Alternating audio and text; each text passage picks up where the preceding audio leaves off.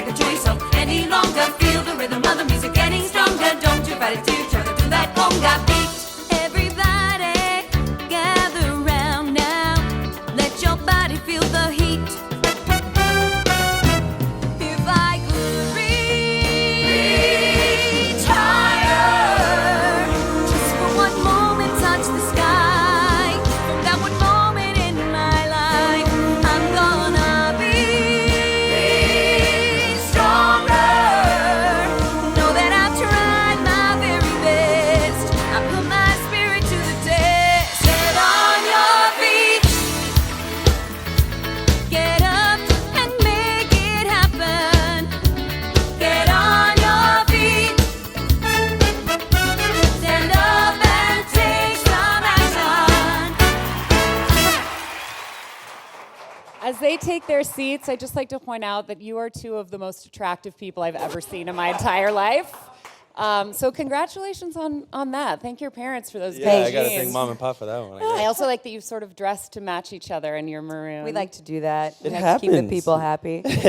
So congratulations, you guys, on Your Feet. It's such a fantastic show. I got to go for the second time this week, and it seems like you just get more energetic and more involved with the material as the show continues to go on. You're obviously having a lot of fun. It's impossible not to be honest. I mean, everybody's kind of amazing, and we get to let it sink in, and the deeper it sinks into our bodies, I think the freer we get to be and find little moments, and it just keeps on growing. So like every week there's like a new thing, whether I'm like messing up his hair in a scene or just choosing not to that day. Like it's fun little, keep people guessing, I guess. Well, I know that Gloria and Emilio, who you guys play in the show, have been very involved in the creation of the show. I can imagine that it took a while to find those freedoms because they were watching you and you were representing them. Can you talk about that a little bit? Absolutely. They've been so involved from the very beginning, but in the best way possible. You know, there was never any pressure to impress them because they came in just no pretense. You know, they just always with open arms and just so much love and support that, you know, the pressure was maybe there at the beginning, but as time went on, you know, that pressure turned into wanting to make them happy, to allow them to be proud of the work that we've put on stage for them. You know, we're representing them, we're representing their family, their upbringing. So it's been a very fun ride, and they've been there every single second of the way. So I like to think of it less as pressure and more of just like a challenge or a responsibility. And in my case, you know, like I have to live up to something that people already know. So like she has an iconic sound, she has an iconic way of dancing, a way of communicating. And so like knowing her has only given me like that further bit of information where I know her as a person. So like I can kind of track how legit I'm being based on the human being that she actually is. So like all those moments of freedom and all those moments where I'm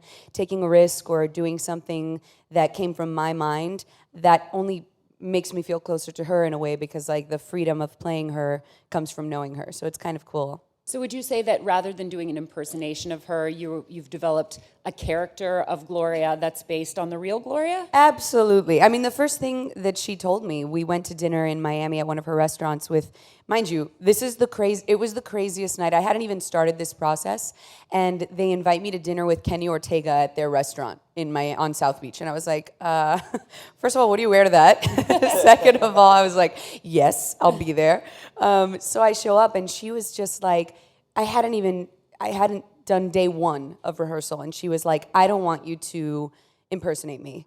That's like the last thing I want. So that gave me the validation, and that gave me the green light to play with this and to really create something. And I'm thankful for that, because if I would have had someone kind of like just waiting for me to mess up and looking at me under a microscope and like kind of ready to crack the whip, I would have been freaking out. I'd be in the fetal position in the corner right now. yeah, and that was something that was important to both of us, but also to the team. You know, with Jerry and Sergio and Alex, our director, choreographer, writer.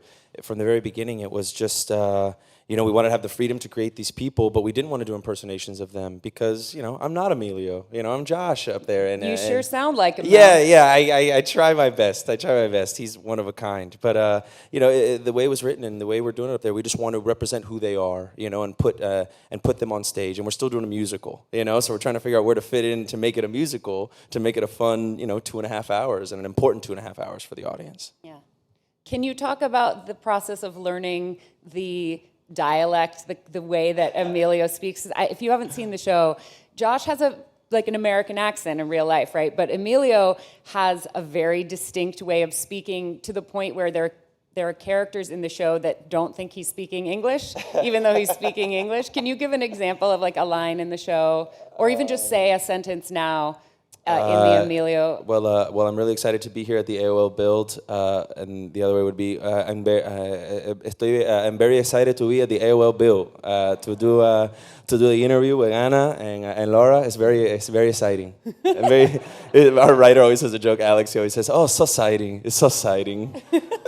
Did you have a dialect coach for that, or did you just hang out with Emilio a lot? No, I can't imagine you can go to the drama bookshop and get like a tape of how to talk in a... No.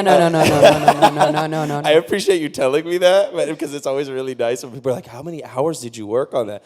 Well, I guess I could say that I've been working on it for 29 years. Oh, got it. Because my mama has a beautiful accent that I love, and my uncles have beautiful accents that I love. So it was always just kind of picking it up by ear. You know, it was funny. We got to meet the other day, and we talked about the accent. So I went back and looked at the phonetics, you know, the dialect of it. Is the script written phonetically? No. Yeah, it was just, that was something that we talked about at the beginning. You know, it's such a big part of him, you know, his accent. It's who he is. So the first reading, I didn't do it with an accent, and it just felt like I was not anywhere close to him. You know, I was in a completely different realm. So it was really important to me to get the accent, you know, and along the way, I've had to fix a couple sounds here and there that, you know, he's told me, she's told me, you know, that, but I want to make it as close to him as he's possible. Puerto Rican. Because I'm a Puerto Rican. And which is amazing. And so you had to make it more Cuban. Exactly. So she's my resident Cuban from Miami, so she Nice. helps me out along the way. Well, I'll be like, it's an R, not an L. It's an R. Exactly. There's a word verdad, which means truth. Yes. And he'll say, and sometimes people use it as like oh, that's cool, right? So people be like, oh, eso está bien, verdad? And in I say Spanish, verdad. and in any way that you see the word, it's an R. But the Puerto Rican dialect would go verdad. And it's the cutest thing, but it's not technically. and Emilio also leaves off a lot of the last consonants on Oh his yeah. words, I mean, can we even break it down? I guess like if I were to say when, in the accent would be weng, it'd be Weng, ng. It'd be it's a weng. lot of, Weng, you you have put to like kind of a- talk Back as if you here. have a potato in your mouth. So you have to leave it a little bit open, and está así, kind of like you don't really know what he's really saying. Kind of like Ariana Grande when she sings, like. You know what I'm talking about. You all know what I'm talking about. I feel like I could talk to you just about that dialect for the whole time, but I'd be remiss if I didn't also mention the white shorts you wear the first time you come on stage. Worth the ticket price on their own, by the way. You both actually have some incredible costumes to wear, and some of them are pulled directly from Gloria Stefan's real life, real moments in her life. The big climax of the show is the American Music Awards scene. Which was 25 years ago today. Her coming out of the dark I just got performance. goosebumps. I know. I woke up and I was like, it's January 28th. It's January 28th. And I was like, oh my God. And so I like immediately had to, you know, we were texting this morning about it because she was in town until this morning. And yeah, today's the 25th anniversary of her triumphant return to the stage after the bus accident in 1990. So. That's remarkable, and to sing it tonight, I bet is going to be. It's amazing. So, were either of you old enough to remember that bus accident? Were you aware of it? Put us on the spot. No, not the time that it happened. I remember watching. I don't remember if it was Behind the Music or Driven, those shows that like kind of went in depth about artists. And I was probably in middle school, and I remember watching the Gloria Estefan, whatever show it was, and learning about the accident. I had no idea that had happened because I just knew her post comeback. So no, I don't remember it in real life because I'm 26. Right. And the AMAs was 25 years ago, so, you know, that'd be awkward if I remembered. Yeah, I just have a memory of my mom talking to my aunt about it. And it's a vague memory, you know, but I remember just kind of, because we were, if you've ever been to Universal Studios in Orlando, Florida, I grew up in Orlando, and at many theme parks, you can make music videos with your family. To totally songs. remember You know, do you guys remember that? They You guys used to remember give you the VHS tape. Yeah, to take home, exactly. And it cost like $40. that? Yeah. I was never allowed to do it. I You just never want did to call out my parents right now. I hate you. I never was either. Well, Do you have one? I have two, and both of them are Gloria Estefan songs. Please tell me So that why we haven't can... those? Because I they don't have not understand surfaced. why those aren't on the internet. Until right now. My dad, because they're on VHS, I actually don't even know where they are in the boxes, but I have my dad and my Let mom me tell looking you for one thing. them. You need to find those. I will, I will. I can see the wheels turning in the Oh, On Your yeah. Feet publicity offices. And I'm calling your mom tomorrow. And I have a full mullet in that video, a full mullet, literally like business in the front, party in the back, you know. And so I remember we did that in Orlando with my family, and I remember them talking about it right after. And that memory went to the wayside until, you know, a year and a half ago, where people started asking, you know, what was your relation to them, or did you know them? And I'm now remembering these things growing up because they're in our house playing. They've been playing at every party that we've ever been, you know? Yeah. First every Christmas communions, involved in my Christmas, weddings, Exactly. Gloria Estefan. Exactly. And is it true that you used to perform her songs at talent shows? I did. My first performance ever when I was 9 years old was actually Reach by Gloria Estefan, which is crazy to think about now. I've performed Mi Tierra in high school. I performed, in 7th grade, the first time I wore a thong, I was performing conga in 7th grade. And my mom didn't let me keep it because that's for when you're married, she said. And so, yes. But yeah, a green dress, and it was skin tight, and I was singing conga with really curly hair. Yeah, so a lot of memories. Is there video of that? Because I want to Actually, release there a is. whole DVD. Actually, there is. Yes, there is. All There right. are many videos. Oh, that's so fun. What's your favorite song in the show to perform, or your favorite moment? For me, it fluctuates day by day because it depends, you know, one day I'm having a super get on your feet day, those days where you wake up and there's like a sparkle in your eye and you're ready to go to the gym. And then there's other days where it's all anything for you, where I'm kind of having a more melancholy or nostalgic day when it's like cold and maybe raining, you know? So it really depends, but it's hard because it's, you know, I play her from 17 to 33 years old, and that's a lot of time. So each song is brilliantly placed within the story to kind of be a milestone in and of itself. So it's hard to kind of detach the emotional value from the songs now for me. And so I really honestly can't answer that question. Pass. Yeah. You answered it pretty well. Yeah, I think I'm in the same boat. It changes every day, but the consistent one is always Los Años que me quedan in the restaurant, because it's a trio of guitarristas, guitar players that come out into the restaurant. It's just a beautiful backdrop, and they come out and their voices just blend so nicely, and our boy Henry is singing, and Eliseo and Eric, and it's just a very cool moment, you know, to watch, and tables come out and people are at dinner, and then we come out. It's so romantic. It really is. It's beautiful. It's a beautiful That's part like of the show. Yeah. That's the scene where you trick her into kissing you? Yeah. I can imagine why that's your favorite moment Yeah, in the show. That's when my buddies start getting jealous. Also, there are a couple of incredible kids in the show that play the younger versions of your characters, and then the little boy also plays your son later in the show. Eddie Hernandez. That kid is a phenom. Yeah, he's magnetic. It's insane. He is the cutest little thing. He's my Valentine. I'm going to go ahead and humble brag right now. He asked me a couple days ago, and I'm very excited. And last night, he said that on Valentine's Day, because he says it with an M, we have to wear our friendship bracelets. So we're going to. Are you going to, And there's actually a framed photo. He gave me one day a picture he drew of a house with like a rainbow, just on like a computer, you know, like on a printer paper. And I framed it, and it's in my dressing room because that's the house we're going to live in one day. Oh, he is He's in love 9. with you, He's girl. 9. And he has dimples. It's insane. And he can he's dance like the like best nothing dancer you've ever seen. you'll ever see in your life. Yeah, him and his understudy Kevin tell us I've they seen are them both, like, actually. Yeah, Kevin just came back he was like out for 4 days or something because he had to go to Japan to shoot a commercial. I'm like, sorry. My bad, we'll be here doing the show, but you please fly to Japan. What? They're amazing. At the group gatherings, it's so funny because those two little boys are the ones leading the dance floor. Yeah, they will go they're grab insane. you, they'll grab the They're women insane. and just start shaking it. Yeah, It's our the best. Christmas party, both myself and Tenari Vasquez, who's one of the dancers, who's like the most fierce Puerto Rican like princess. I don't even know what she's made of, and we were sweating dancing with Eddie and Kevin just like at our Christmas party. It was embarrassing. They weren't breaking actually. a sweat at all. Yeah, I no, bet. they're just like, come on, we have a show in a couple hours, and we're like, wow. Well, you're pretty active off stage too. I have it on good authority that you had a 2-hour boxing class this morning. This is true. This is true. I've been under the influence of Luis Salgado, who's one of our dancers, and and under his tutelage. So he's kind of turning me into a little ring monster. But, you know, I like to be active, and I have to because the show is kind of like go, go, go for 2.5 hours, and I'm restless as it is, so it's fun to kind of push myself in all these different ways. I've never been a dancer, and all of a sudden I'm dancing on Broadway. I'm not a boxer, but now I'm apparently boxing. Well, and this is a good time to mention how much you change physically during the show in the scenes that take place after the bus accident. Because Gloria was, you know, literally broken. They didn't know whether she would ever walk again. They didn't know whether she would live. And you play that so just exceptionally, not just with your line delivery and your face, but your whole body changes, and you're projecting weakness, which is a hard thing, I would imagine, to project, especially when you are so strong in real life. Thank you.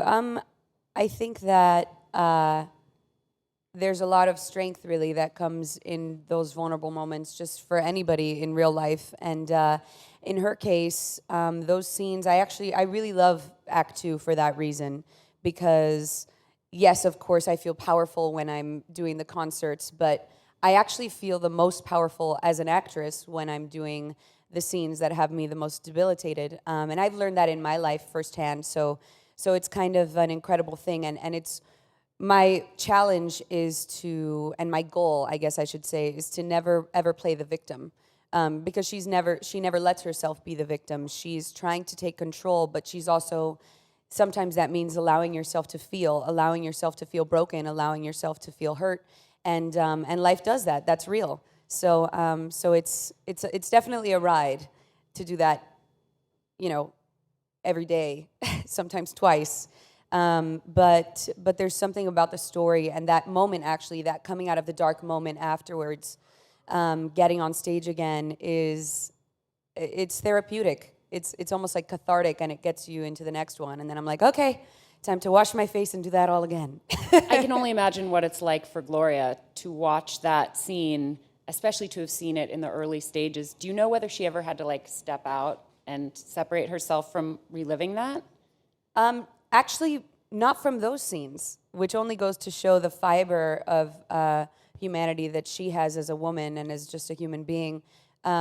She had to step out a couple times for, there's a storyline with her father who was suffering from multiple sclerosis because he was affected by Agent Orange in Vietnam, and so that's what affects her. So I think it's, you know, she's so incredibly empathetic and such a great human that when she sees herself, you know, the image of herself suffering, she can handle that. But the image of somebody else suffering is what makes her kind of recoil a little bit more, and that's when she cries. That's when she steps out of the room, and she cries for our stuff as well, for the bus accident as well. But the only time I've seen her actually have to step out was when we were back in the studio in rehearsal, and it was the storyline with her father. What about Emilio? Is he as emotionally connected? I mean, it's really Gloria's story, but it's Emilio's as well. Have you seen him have to separate himself from the material at all? Not necessarily separate himself, but you know, when the closest in proximity that we were was when we were in rehearsal, because we were all in a big room, you know. So instead of in the theater when we started rehearsals for previews, you know, they're 40 rows back sometimes, you know, 25 rows back in the dark. So when we were in the room, the first couple times that we started running the show, you can just feel their energy, you know. You can just see them on the other side of the table, 15 feet away from you, reliving these things, you know. And they would talk to us about it and talk to the cast about what it was like to, in a way, watch your family album be put on a stage, you know, to watch your mother on stage, to watch your father on stage. And so for him, I know that it was probably tough to relive certain moments, you know. That bus accident, you know, we talk about it in the show. You know, what is it like to live with the fact that maybe you put your family in a position of harm, you know? No, he didn't, but that's got to be inside of you for a while, you know. And like Anna was saying, to live through those moments on stage takes you to a different place, you know. And I only want to do him justice. I don't ever want to trivialize that moment in his life, because it was a very important part of their life after that bus accident. You know, how do you get past something like that together? So I'm sure there were some tough moments for him. I've seen him at a tougher place, but he's a tough cat, man. One of the things that I think is unique about this show is that unlike other sort of fame stories, the two of them remain so strong all the way through. There's no like major scandal and then redemption. It's true that is it true that Emilio was Gloria's first boyfriend ever? That is true. And they're still together to this day. That I is saw them true. at the theater the other night. And I know, they're insane. But it's funny, actually, because what's ironic is that when she joined the band, he had a conversation with the rest of the guys in the band about how she was untouchable and not to get any ideas and all this stuff. And not because, and he had another girlfriend at the time. He was dating a girl who was a little bit older, and but it wasn't like that serious. At least, well, that's how she describes it. And it took a couple years, but they fell in love, and he kind of got the reality check that, okay, wait, this is something special. And the way he says it is that that kind of girl only comes around once. And so she laughs because he was the one who was telling not only the guys, but then also would tell her, because at first he wouldn't go on tour with them, he wouldn't go do gigs with them, he was managing, and it would just be her and her bandmates. And so it's kind of ironic that he was the one setting those parameters, and he was the one who ended up breaking his own rule. Well, we're going to go to the audience for some questions, but there are two other things that I want to mention. One is that the major point of conflict in the show centers around Gloria's relationship with her mother, and I feel like I have to acknowledge the absolutely incredible Andrea Burns, who plays that role. She's one of my absolute favorite actresses, and I think that the way that you guys all play off of each other is fantastic. And the other is that the band that's on the stage actually includes some of the original members of the Miami Sound Machine, which really adds, and that's not really advertised anywhere. I think it adds this element of authenticity to the show that just takes it to another level entirely. I mean, it's bananas. There are moments in Conga at the end of Act 1 where I get to kind of like run around and just play with them. And she does that a lot. If you I've studied a lot of her concert footage, obviously, and even in her music videos, that she would just stop singing in the middle of a song and start like playing around with the drummer or someone on the guitar or they were really, really all very close. And Clay, for example, who's our keyboardist and who's in the Miami Sound Machine, you can find him with a mullet in all the videos, and he's just such a rock star. He gives me all these stories about how she would just stop singing a song in the middle of a concert, sold out concert somewhere, and she would just like start going like this to him and teasing him and taunting him and making him do a solo without saying anything. And he'd be on the spot at like a sold out, somewhere in Peru or something, and he'd have to just come up with some random solo completely improvised. And so I do that in Conga, and it's a fun little challenge because now we're running out of material. And so like I'll be like there and I'm just kind of egging him on, and he just busts out these crazy chords and does whatever, and to the point where sometimes the musical, since it's Broadway and that's not technically how it goes on Broadway, the musical director will come back and sometimes be like, Clay, you can't go that far off. Like that was a little bit outside of the scope of Conga. and he's like, I wrote this song. Yeah, so. and he's like, I don't know who you are. I'm in the Miami Sound Machine. Awesome. Do we have any questions from the audience? We're going to start with a question from an online viewer. So Diana would like to know for both of you, what is your favorite moment or song from the show to act or sing each night?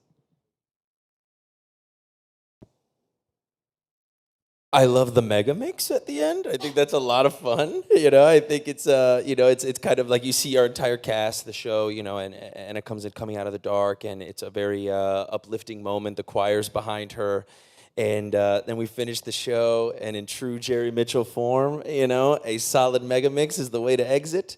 So you see Alex come out and do her thing. You see Chicharito Eddie do his thing. You see call him Andrea, Chicharito? Yeah, Chicharito. His favorite his soccer nickname. player is Chicharito Hernandez. So his nickname is Chicharito. You get to see everybody kind of do their thing, and it's really fun. It's just I've never gotten to do a mega mix before, so it's a very cool experience every night. A lot of fun. And I'd say there's two for me. There's one where Emilio says, "This is what an American looks like," and that's the moment that I've chosen to let Gloria fall in love with him, because that's just beautiful to have like a man stand up, not just for in that moment he's defending her, but he ends up defending their entire culture.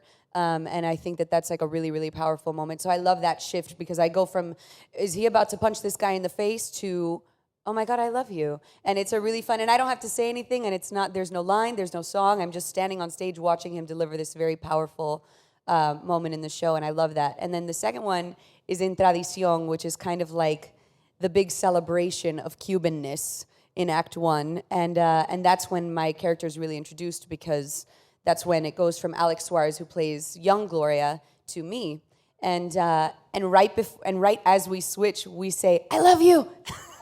And I'm kind of jumping out of this fountain thing, and she's jumping back in. And it's kind of a nice little like passing of the baton. I was wondering how you did that, because I've seen the show twice, and Spoiler the first alert, time I was like, I'm in a how did they fountain. do that? The second time I was actually watching, and I still couldn't figure it out. So you're actually like crouching inside the fountain? No, I'm not crouched. I'm like laying in like a little like, I have a little routine actually. I crack my back on either side, and then I play, there's a hole in the back, so I play with the girls that are back there, and I like try to distract everybody and trip Liz or something. And then I just, count it out, and I like throw my leg out and things like that, and then I pop out. There's like a door, and so I slide on my dress. I push with one leg against the fountain itself, and then I slide on my other leg on the dress. It's nice. And the timing is And perfect. then we say, I love you, and then she goes in, and then I'm revealed. So yeah. So those are my 2 moments.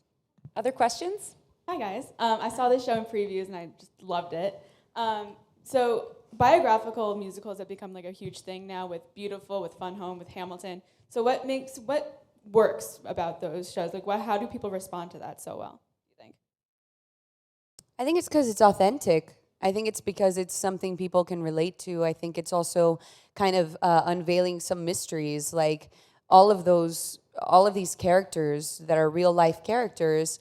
Probably there are a lot of questions that people have about their real lives, and there's what we know. Like in our case, there's what you know about Gloria Estefan. There's what you can expect about Gloria Estefan. There's the concerts. There's the glitter. There's Emilio. There's there's conga, there's all of that. But then there's what you didn't know, and it's kind of filling in those question marks, filling in the gaps for audiences. And I love that. I love when the audiences are, the reaction is, oh, I didn't expect to see you fighting in the kitchen with your mom. I didn't expect to be so inspired by the father storyline, or to be so moved about the love story, or the intricacies, and those little details. I think that's the beauty of it.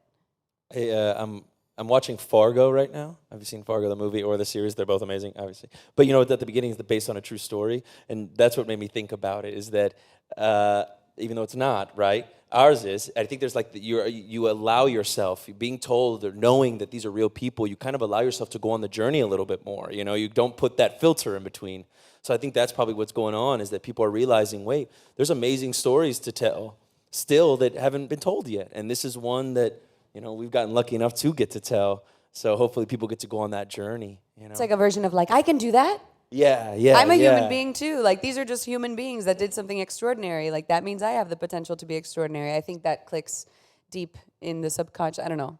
Have you had a chance to see, either of you had a chance to see any of those or other musicals that are on Broadway right now? And if so, what are your Beautiful. favorites? I've seen Hamilton. I've Hamilton, seen, yeah. what are the other, like, biographical? Well, biographical, Jersey Boys. Oh, Jersey Boys. I've seen Yeah, Jersey Jersey Boys, which was Boys. choreographed by our same choreographer. So it's like, so it's in the family, I guess. Yeah, absolutely. I think it's that element of, I can do that, Whereas with a fictional character, with a fictional story, it might seem a little bit more far off, or like, oh, that's so impossible. Mm-hmm. So, and I think about that all the time, because in our, like, the Gloria and Emilio story, it's such a fairy tale. But we know them, like, it's legitimately true. Like, they still hold hands. They're still supporting each other. And he believed in her so much that she's become a superstar puts it mildly. She's an icon. And what the power of that kind of love and that kind of belief in something higher than yourself can do, it's amazing. I think we have time for one more question. Before we do that, I want to give you a chance to talk about other projects coming up. I know you've got a big movie coming up, right? I do. I'm so excited. I watched it the snow day, blizzard day. I watched Max Steel It comes out in August, and I'm very excited about it. It's And you've a already seen it. superhero. I know. Oh my gosh. I saw it on my computer. So it's not the same because No. it's literally like it's all these like explosions and I'm here like, what? That is great. Yeah, I don't And know you what that played- was. My you Mac played the didn't do it girlfriend? justice. Yes, so I play a superhero's girlfriend. It's very exciting. Her name is Sophia, and he's a teenage superhero. It's a Mattel action figure that so all of that'll be starting up in the spring, and I'm pretty stoked on it. It's fun. And Josh, how about you? Anything you want to? Nothing to that I need tease to us with? promote. No, I was in Trainwreck, which was really exciting. That was like the thrill of my life, you know, like just getting to hang out with all those cats, to work with Judd and to work with Amy. That was so much fun, you know. But right now, focusing on our little ditty called "On Your Feet." One last question. Hello, thank you so much for being here. I just wanted to know, do you guys have any rituals that you or maybe the whole cast do right before you go on stage to perform? We do. Well, as a cast, at 5 minutes, we kind of get together and we stand in a circle and we hold hands and we just like to connect with each other and look each other in the eye before we go out there and do this, because it is about a sense of community. It's about an entire. I mean, Gloria and Emilio. Yes, it's about. I mean, it's a story of their lives, but they represent something so much bigger than just themselves. They represent an entire group of people. So it's kind of nice to look each other in the eye and, you know, we share whatever's going on that day or, you know, kind of thank the universe, thank God, thank whatever powers that be that inspire you and just grateful for the opportunity to do our job because it's kind of a big deal. And then in my Cafecito? case... Yes, cafecito, Cuban coffee fuels the show. So a nice little cafetera that we have backstage in the boys' dressing room. And the Guajiros on Broadway are in charge of that, which are Henry Gaines and Carlos Gonzalez, and so they make coffee, Cuban coffee, which is like rocket fuel. And the band is doing it downstairs now Yes, too. Clay's and making Clay his. makes the cafecito for the band. And then in my case, Gloria does this thing where she like stretches out her arms, like palms facing the audience, and breathes 10 times deeply, opening her chakras to give whatever it is that that particular group of people needs that night. And so that's something that I had asked her about if she has any like concert rituals, and that's what she said she does. So I do that now before the show and at certain pivotal moments. And you know, sometimes it's not 10 breaths because I don't have time, but you know, I'll do like, and then I just run on. So those are pretty much mine. But you try to stay calm and bring it all from a place of like peace and because it's crazy up there. You just got to be ready. And this is a journey, so we've now been doing it for a few months, longer than that, and so things change, you figure out what you need for that day, and how you're going to connect that day. I love saying hi to the band before the show. I love just kind of connecting with each one of those guys because they've been a big part of my journey. They've told me so many stories about being on tour, and I love seeing them laugh in the middle of scenes. I love hearing them, because they're reliving it just the same way that we are too. So I love connecting with them before the show, and like Anna was saying, connecting with our cast. And you've got something that you've done your whole life. I always pray before my show. I always like to kind of just sit in silence for a couple minutes just to find where that thing clicks in, where you're going to leave everything outside and leave it there and then be present, for 2.5 hours. So it changes. Well, that's a great place to leave it. Thank you so much, you guys, Thank for being you. here. Thank you, We're all Laura. on Twitter. The show's on Twitter. Thank you, AOL Bill's guys. on Twitter. Thank you, guys. Thanks so much, you guys. Everybody go see On Your Feet. Yeah.